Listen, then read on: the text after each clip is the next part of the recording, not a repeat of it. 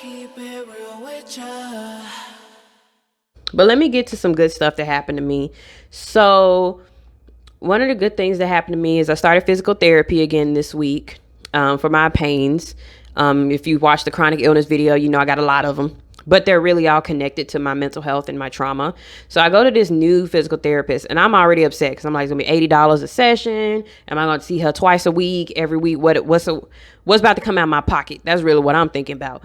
But I get in there and I'm trying to crack jokes like I do and shit, like talking about all the other physical therapists that I went to and how much money I had to spend. I'm still paying it off because let's be real, I ain't pay them bills full price. No, I'm on payment plans, you know. And I'm trying to make jokes and shit. She's like, I'm so sorry.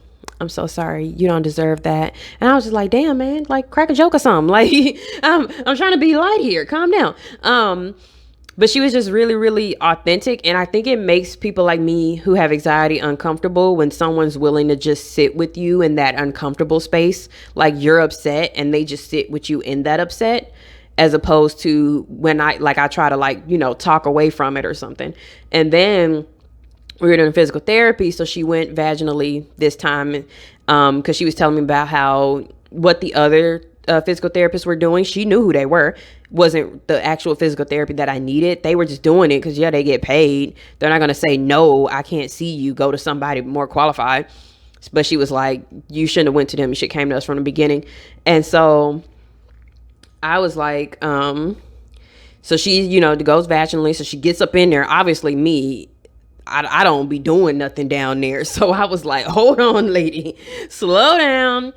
You're moving too fast. Okay, just slow it down. And she was very nice and about like, you know, it's okay if I touch you here. How do you feel when I touch you here? Is this okay? Does this hurt? Does this feel uncomfortable? Like, you know, she was very much like, communicate with me how you feel, which was good. Tell me why this woman started like reading my whole life history out of my vagina.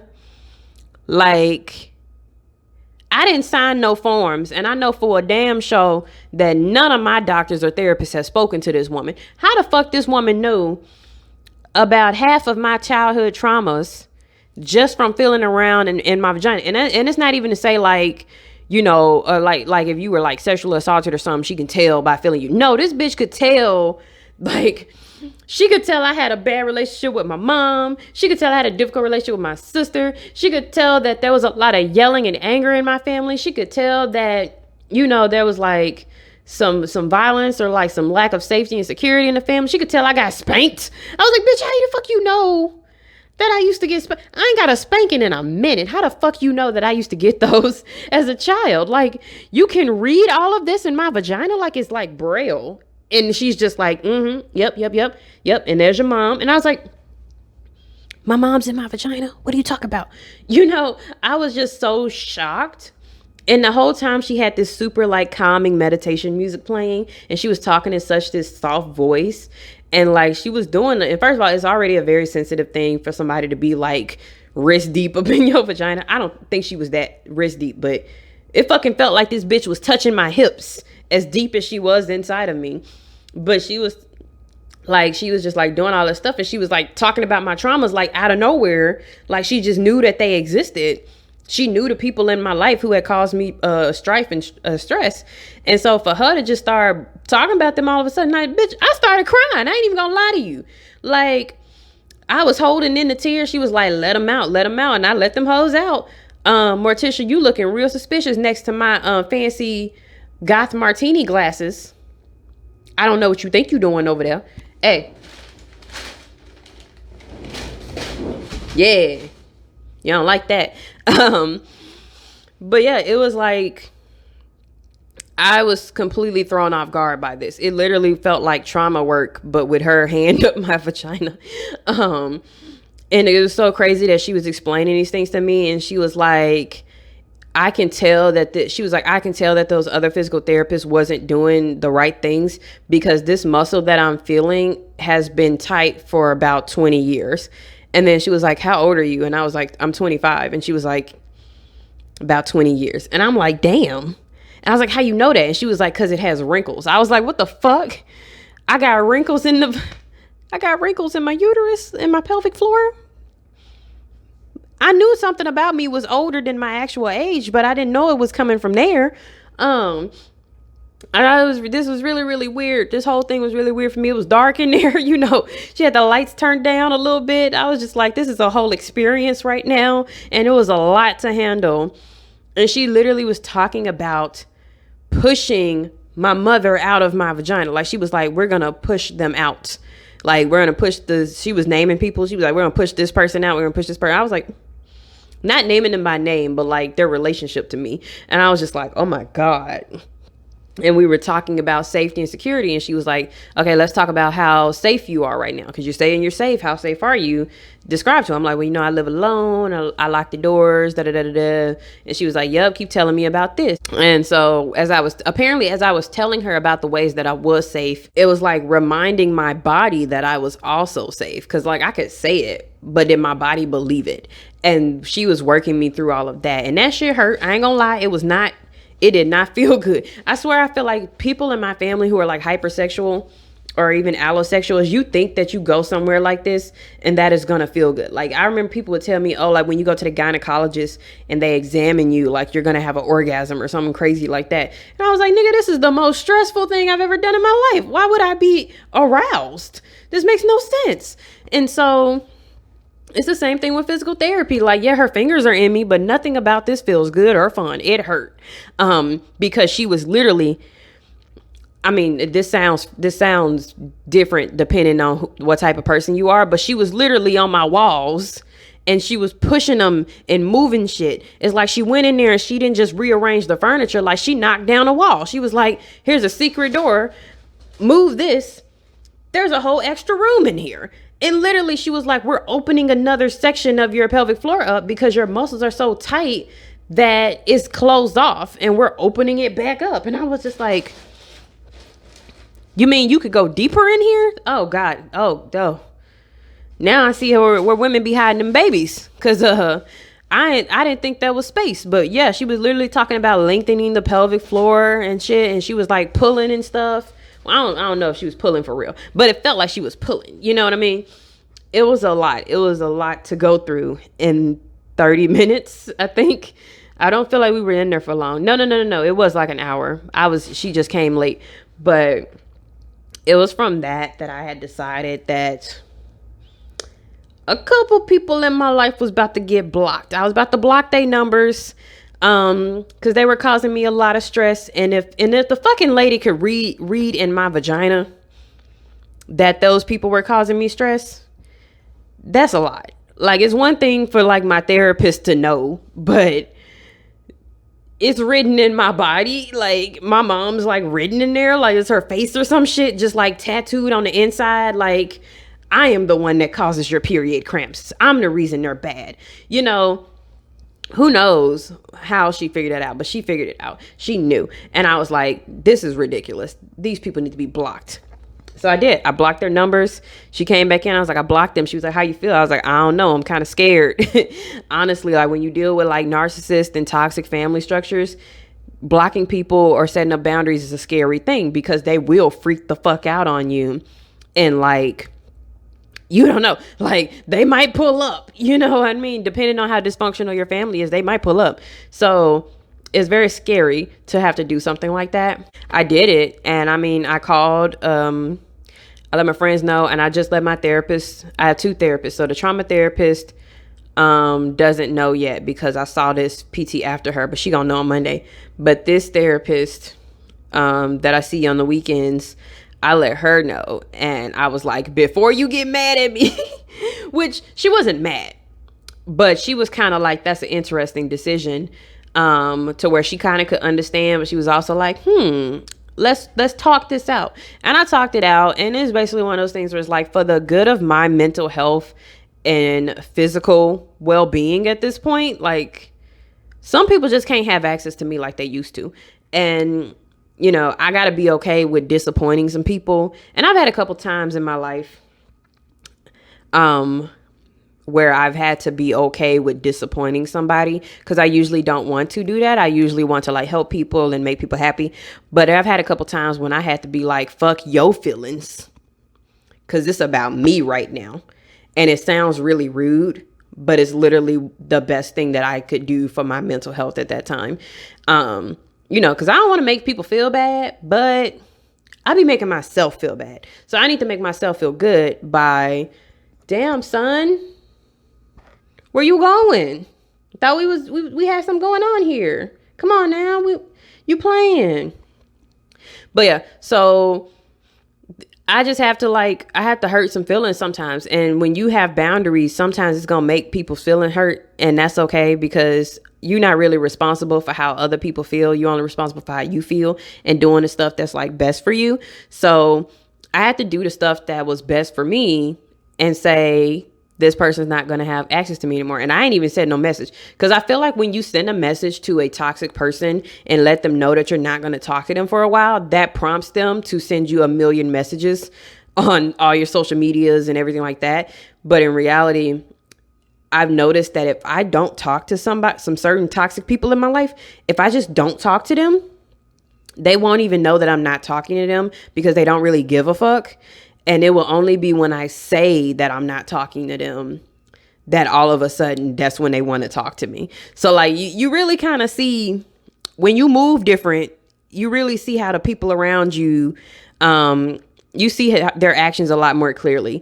And so I'm gonna see how this works, because blocking these two people, I blocked two people. One of them obviously is my mom. I'm just gonna see how it works. They're not blocked on social media or anything. So if they really felt hey, I ain't been able to get in touch with you for 2 weeks, they can send a message. I could choose if I want to read it or not, or I can leave them on red. Ooh, I ain't never left nobody on red like that. Not on purpose anyway. But yeah, so I'm gonna see how that works out. But for right now, feel pretty good. And they probably haven't even noticed that they were blocked yet. Ain't that funny? They probably have not noticed that I blocked their numbers, because that's literally how the relationship is. It's I'm always pursuing people. And if I don't pursue them for a while, there are some people who will be like, hey, you haven't pursued me for a while. And then there are other people who will be like, oh, I didn't even notice. And those people, ain't no point in pursuing them. So right now I'm feeling pretty good.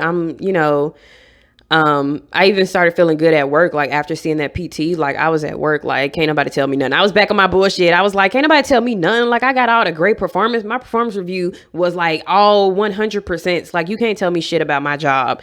And then my manager, I'm gonna end on this, okay? My manager actually wanted me to do something at my job, because the type of job I have, there's a lot of documents and stuff that we read to know how to, help people, so whatever issue you call in with, we have documents that give us guides on how to help you with your issue. We don't just keep it all in our brains. That's ridiculous. But there's a lot of red tape and legal stuff when it comes to updating those documents, because you got to make sure everything's up to legal specs.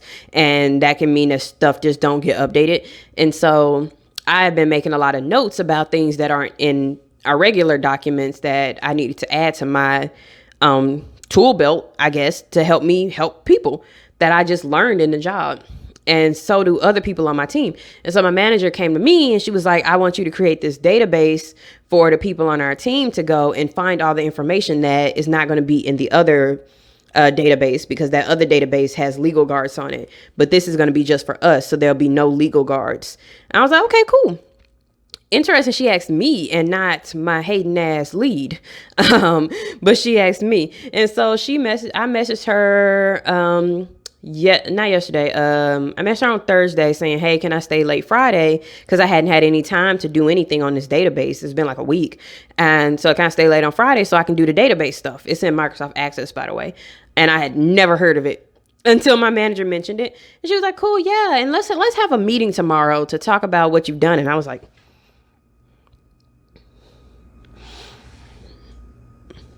I ain't did shit. I didn't do anything. I was like, wait a minute. I was going to start on Friday at evening. I have not been working on this. So Friday comes, and because I have to have a meeting with her, I started watching YouTube videos and tutorials on how to use Microsoft Access, and I started putting together a database and doing different things in there that I'm learning. So then by the time we have our meeting, she looks at it and she's like, wow. And I was like, wow. really? And she was like, yeah, this is great. And I was like, really? Because I just did this today. Like, it's okay if it's bad. I just did it today. It's fine. You know how it is when you got trauma and anxiety. You're just like already shitting on yourself. You're like, I did it today. It's fine. Obviously it's not, I got a lot of stuff to work on it and everything like that. And she was like, no, Minu, this is great. Like, you didn't even know what Microsoft Access was when I told you. And in one day, you've learned how to do it and created a database single-handedly. That's an accomplishment. And I was like, you're right. You're fucking right. This is an accomplishment. And she was like, this is why I chose you to do this, because I know how your brain works and that you would be the best person to get in there and just figure it out and do it. And I was like, I do be doing that. Wow. And it's so weird because it's not like she lying. Like, I did this in a day, but the fact that it was impressive never occurred to me. Like, to me, I was like, I just threw some shit together. To her, she's like, wow, no one else on my team could do this but you. And so for her to tell me that made me feel really, really good. Because it was like, you ever get a authentic compliment? Like, not a, oh, you cute, or, oh, your hair looks good, or, oh, your outfit's cute, or, oh, no, guys want to date you, you're cute, right? That type of compliment? No. But to literally have somebody take something that you actually did, they didn't make it up, that you actually did, and be like, you did a really great job. I'm impressed. And this is better than what I even expected of you. But at the same time, I expected you to go above and beyond because you're so great at your job. And for her to have the metrics and the performance reviews to back it up just made us feel like, damn, yeah, I am good at my job,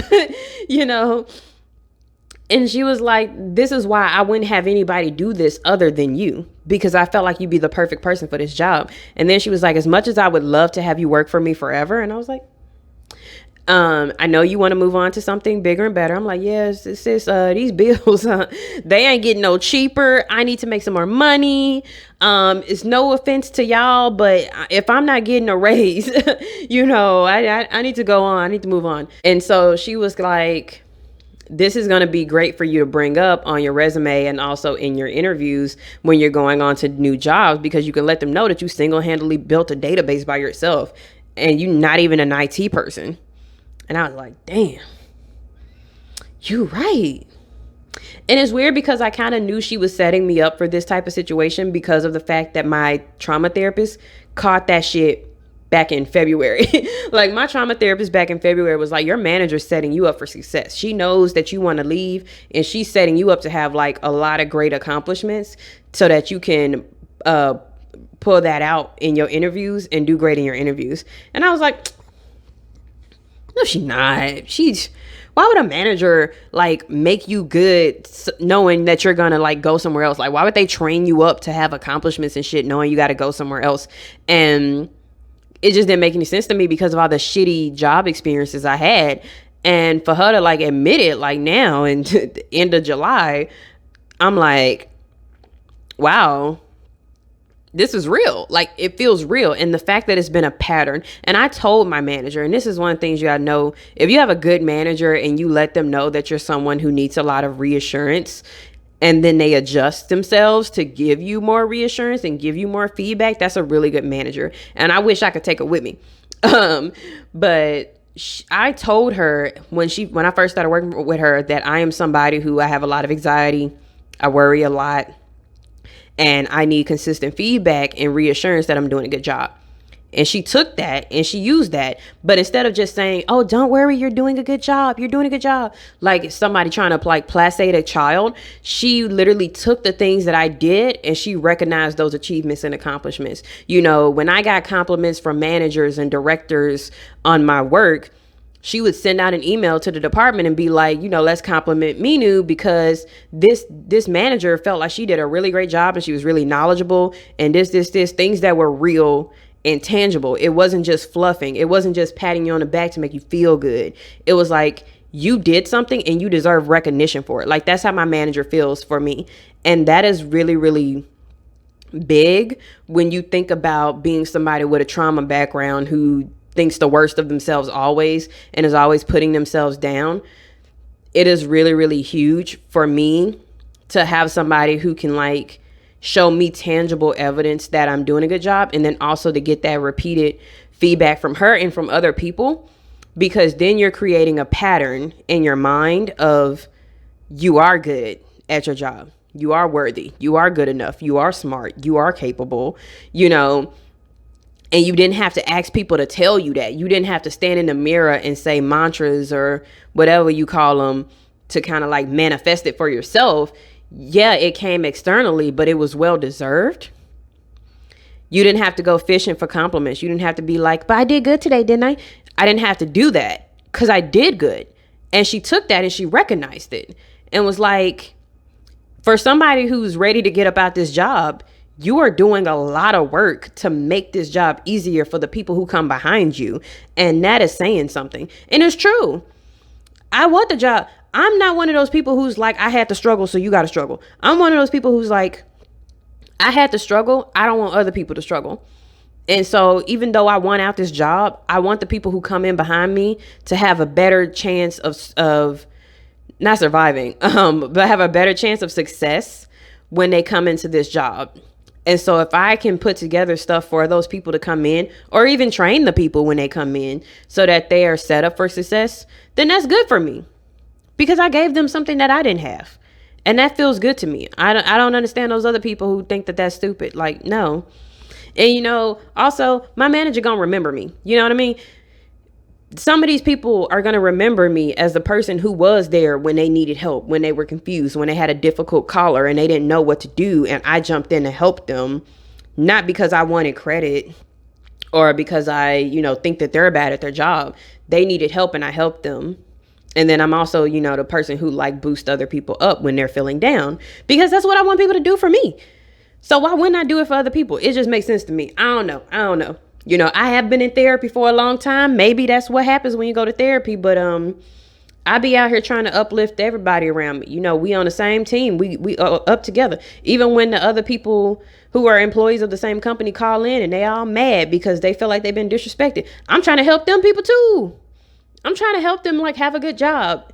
You know, I'm trying to help them keep their job. I'm trying to help them have a less stressful job. I'm trying to help them understand what's going on behind the scenes, why they can do what they do and why they can't.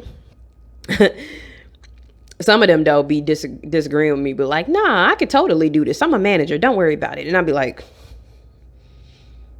that's on you. That ain't got nothing to do with me. I told you what to do. But honestly, I haven't sniffed in a minute. I've been like, this allergy stuff has been much more under control.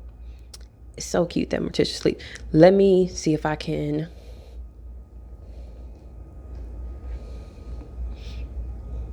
Ah, damn it, you woke up.